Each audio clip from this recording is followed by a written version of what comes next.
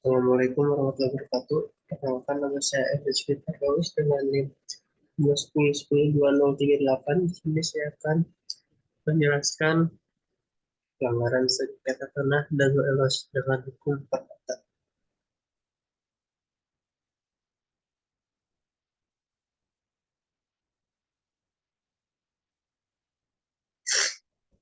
Oke, di sini ada pihak yang terlibat dari awal mulanya dari Hermawan atau Muller, Budi Lestari Muller, dan Pipin Sandepi Muller atau disebut sebagai keluarga Muller adalah keturunan dari George Hendrik Muller, seorang warga Jerman yang tinggal di Bandung pada masa kolonial Belanda.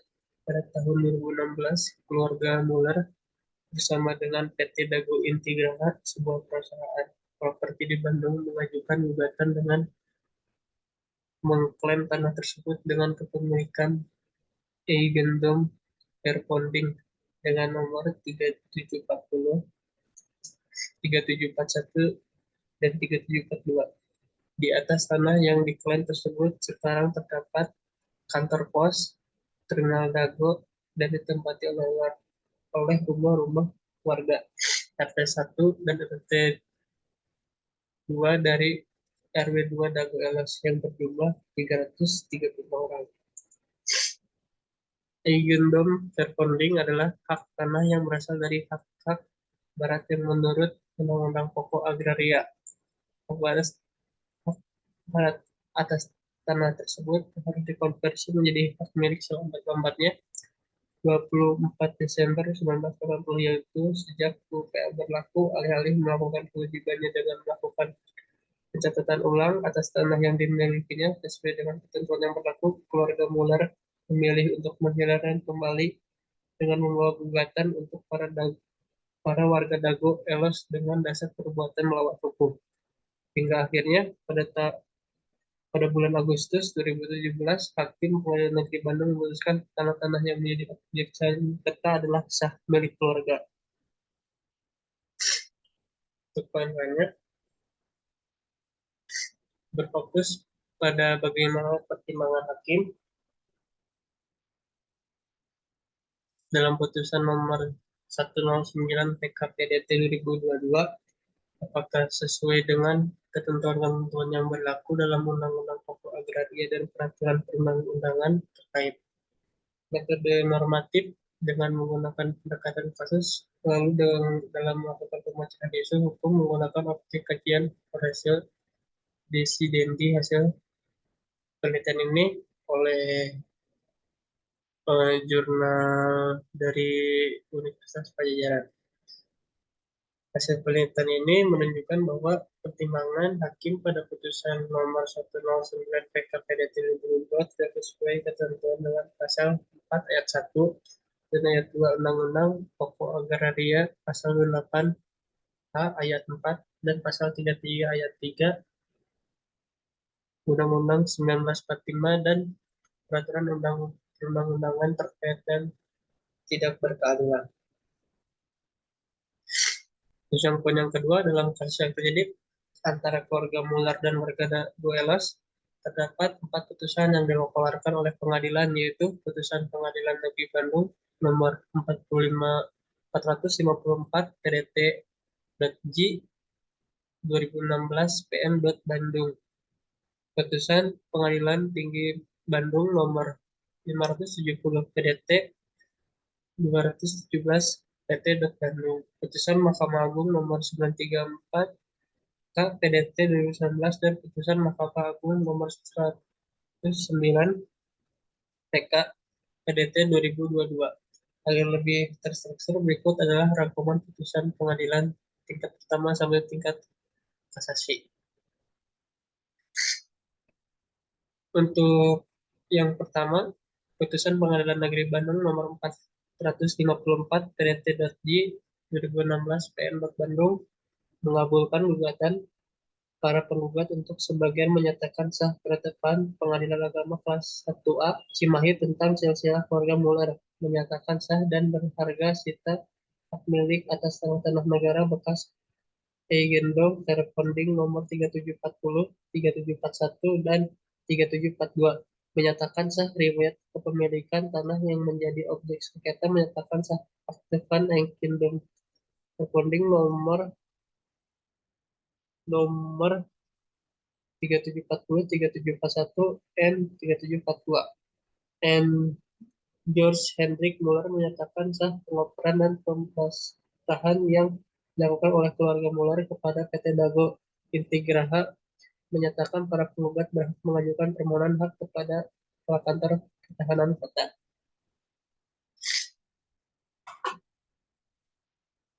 Kota Bandung menyatakan para tergugat telah melakukan perbuatan melawan hukum, menghukum para tergugat untuk mengosongkan dan membongkar bangunan yang terdiri dari di atas tanah objek sengketa dan menyerahkannya dengan tanpa syarat kepada PT Dago Inti Geraham, menyatakan tidak sah atau tidak mempunyai kekuatan hukum sertifikat serta segala surat dan semua turunannya yang dikeluarkan oleh kantor Kelurahan Dago, menyatakan kantor pertahanan Kota Bandung yang berkedudukan sebagai turut tergugat untuk tunduk dan patuh terhadap putusan dan segera melaksanakan proses sertifikasi dan atau menerbitkan sertifikat atas nama PT Dago Intigraha dan menghukum para tergugat untuk membayar biaya yang timbul dalam perkara ini.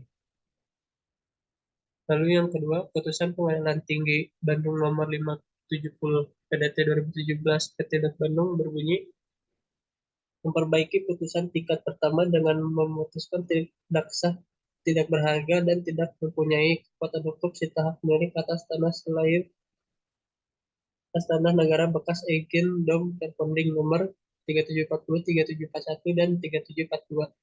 Selain daripada itu, putusan hakim tingkat banding menguatkan putusan Pengadilan Negeri Bandung nomor 454 PDT.J 2016 PN Bandung.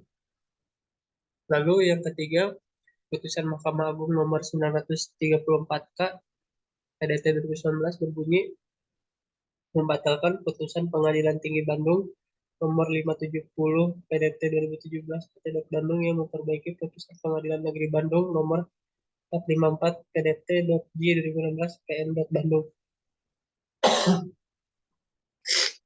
Lalu ada yang terakhir, putusan Mahkamah Agung nomor 109 PK PDT 2022 membatalkan putusan Mahkamah Agung nomor 934 KPDT 2019 yang membatalkan putusan Pengadilan Tinggi Bandung nomor 570 PDT 2017 PT Bandung dan mengadili kembali dengan penguatan putusan Pengadilan Negeri Bandung nomor 454 PDT.J 2016 PN Bandung. Dan poin yang ketiga adapun yang menjadi pertimbangan hakim agung pada tingkat peninjauan kembali adalah sebagai berikut. Satu, keluarga Muller yang menjadi penggugat dalam singkat pertama tidak melakukan konversi atas tanah-tanah milik pakainya sehingga tanah yang menjadi objek sengketa adalah tanah yang dikuasai oleh langsung negara. Maka siapapun berhak untuk mendapatkan hak atas tanah objek sengketa tersebut. Dua, warga Dago Elos yang menjadi tergugat dalam tingkat pertama mendalilkan bahwa mereka telah melakukan penggarapan di atas tanah objek tergugat dalam tingkat pertama mendalilkan objek sengketa, tetapi tidak ada bukti formil yang sah yang dapat mendukung dalil tersebut. Tiga, adanya keterangan dari lurah yang menyebutkan tidak ada satupun dari warga Dagoelos sebagai penggarap atau penghuni tanah objek sengketa yang mengajukan permohonan hak atas objek sengketa. Empat, adanya permohonan pendaftaran tanah yang diajukan oleh keluarga Muller terhadap tanah-tanah sengketa. Dan di sini untuk penyelesaian hukumnya, pendaftaran tanah terhadap tanah bekas hak barat juga diatur dalam Peraturan Pemerintah Nomor 24 Tahun 1997, yaitu dapat dilakukan dengan pembuktian hak baru ataupun hak lama apabila dikaitkan dengan pertimbangan hakim dalam kasus akuo ataupun hak lama. Akuo yang apabila dikaitkan dengan pertimbangan hakim dalam kasus akuo yang menyebutkan bahwa adanya permohonan pendaftaran tanah yang diajukan oleh keluarga Mueller terhadap tanah-tanah objek sengketa, maka hakim dalam memberikan pertimbangan hukumnya tidak memperhatikan lebih lanjut mengenai peraturan-peraturan yang membahas mengenai pembuktian hak lama. Sebagaimana telah terjadi perubahan dengan adanya ketentuan pasal 95 PP 0 nomor 18 tahun 2021, artinya dalam perubahan dengan adanya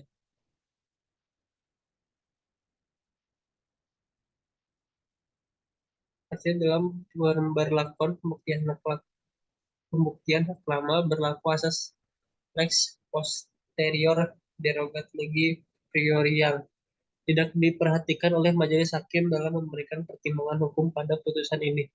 Apabila dihubungkan dengan reforma agraria, pendaftaran tanah oleh keluarga Muller tersebut tidak mencerminkan adanya fungsi sosial dari tanah-tanah objek sengketa.